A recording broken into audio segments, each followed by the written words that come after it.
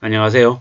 이잔에다가 등골 휜 영끌족들이 결국은 이제 두 손 두 발 들었답니다. 그래서 이제 경매로 넘어가는 물량들이 대거 늘어나고 있다고 하는데 뭐 이것 또한 아직은 그 수위가 덜한 것 같습니다. 좀 더 기다리고 2025년 되고 2026년 되고 27년 되고 앞으로 시간이 지나면 지날수록 이제 그 충격들이 좀 더 크게 늘어나겠죠. 이제 주변에 30대들 이제 5억 7억씩 빌리는 걸 너무 쉽게 생각했어요. 뭐 주택담보대출이 1%대라며 뭐 2%를 쳐도 5억 빌렸는데 월이자가 100만원이 아닌 뭐 80만원 뭐 남짓 되니까 뭐 수월하다고 생각한 거죠. 그래서 왕창 집을 샀단 말이에요. 8억짜리 집 사는데 3억은 엄마한테서 받고 5억은 연끌하고 그렇게 해서 집을 샀단 말입니다. 자기 힘으로 자기 노력으로 1억 2억 3억을 번 게 아니고 모은 게 아니고 그냥 부모한테서 받았다 보니 너무 사는 걸 쉽고 만만하게 생각했죠. 그렇게 생각하다 보니까는 이제 저렇게 이제 꼬여갔던 겁니다. 앞으로 어떻게 되겠습니까? 앞으로 어떻게 흘러갈지 이제 우리는 이제 숨죽이고 지켜보는 게 맞겠습니다. 등골이 휜다는데 등골이 휜다는 얘기가 무슨 의미입니까? 허리도 제대로 못 빌 정도로 이제 빡세게 일한다는 얘기인 거죠. 뭐 중앙지방법원에 이제 경매 법정 모습이랍니다. 경매해가지고 돈 많이 벌어보겠다라고 이제 저런다는데 현실은요. 현실은 저기 뭐 사기꾼들하고 양아치들하고 뭐 경매 학원에 그 뭐 업자들이 대부분이고 정말로 경매를 받겠다라고 참여해서 들어가는 사람들은 소수라는 겁니다. 그리고 너무 많은 이들이 좀 쉽고 만만하게 생각했는데 세상 사는 게 쉬운 게 아니다라는 것. 쉽고 만만하게 생각했다가 이제 삶이 많이 어려워진다라는 걸 우리는 이제 앞으로 많이 목격하게 될 것 같습니다. 살아가는 삶이 얼마나 어려운데요. 빚을 내는 걸 너무 쉽게 생각하면 이제 그 쉽게 생각한 그것 때문에 많이 이제 힘겨워진다라고 봐야 되겠습니다. 사는 걸 너무 쉽게 생각하고 너무 만만하게 생각하는 이들이 너무 많은 것 같습니다. 어쩌자고 그렇게 쉽게 생각할까요? 어쩌자고 그렇게 만만하게 생각한 걸까요? 좀 뭐가 잘못돼도 좀 잘못됐죠. 근데 다들 다들 그렇게 산다라고 얘기하니까 다들 빚지고 산다라고 얘기하니까 이제 뭘 제대로 이해를 못한 겁니다.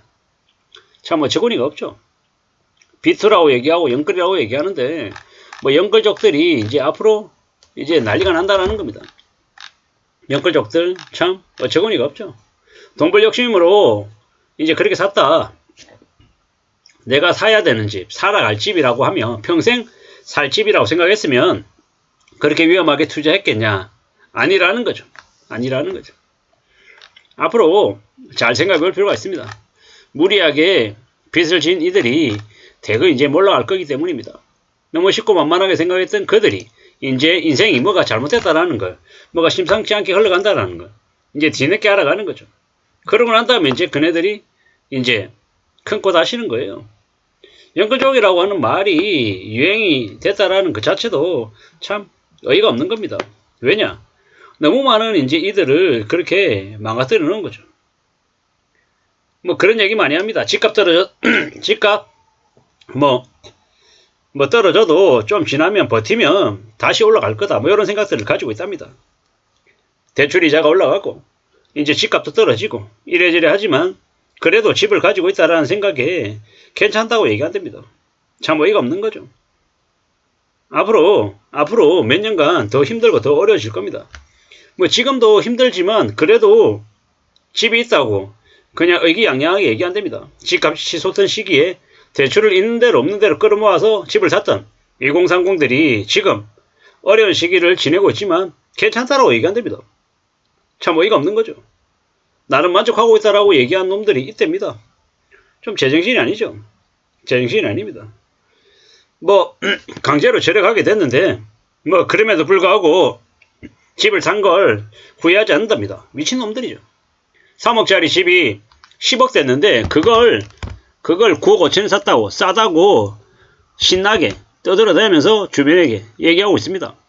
바보죠, 바보. 어처구니가 없는 겁니다. 집을 성북구에 8억짜리 집 사는데 대출을 4억을 받았어요.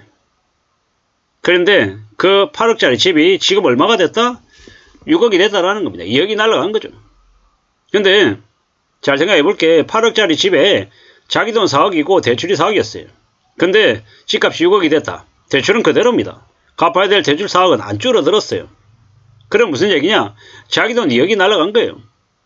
집 산다고 집어넣었던 자기 돈 4억 중에 2억이 증발한 거예요. 좀 더 시간이 지나면요. 집값이 6억 됐던 게 5억 되면 어떻게 됩니까? 자기 4억 중에 3억이 날라간 거예요. 그게 별거 아닌 것처럼 이렇게 언론에서는 아무 생각 없이 그냥 막 떠들어대지만 뭐라고 얘기하냐? 시옥을 맛보는 거다라고 감히 말씀드립니다. 매달 이제 대출이자가 계속 올라간단 말입니다. 4억을 빌릴 때 대출이자가 2%였을 때는요. 월에 한 60만원, 70만원 이자 내니까 어렵지 않았죠. 근데 그게 대출이자가 한 6% 되면요. 월 이자만 200이 넘어가는 거예요. 8% 되면요. 250만 이상 대출이자가 늘어나는 겁니다. 감당이 되겠냐고요. 그런 기간이 안 온다고 자꾸 떠들어대고 있는데 한국의 언론들은 미국이 기준금리 빨리 내려가지고 한국도 빨리 내려갈 거다. 조금만 버텨라. 이런 식으로 얘기하는데 아니라는 겁니다. 너무 쉽게 너무 만만하게 생각하는 이들이 너무도 많습니다. 7억짜리 집 사는데도 5억을 대출받은 인간들도 있으니까요. 말 다 한 거죠.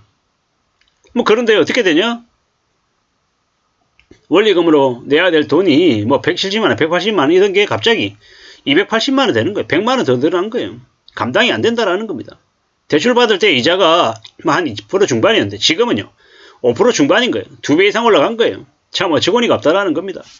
그랬는데도 지금도 계속 괜찮다 이러면서 얘기 안 됩니다. 정신이 나간 거죠.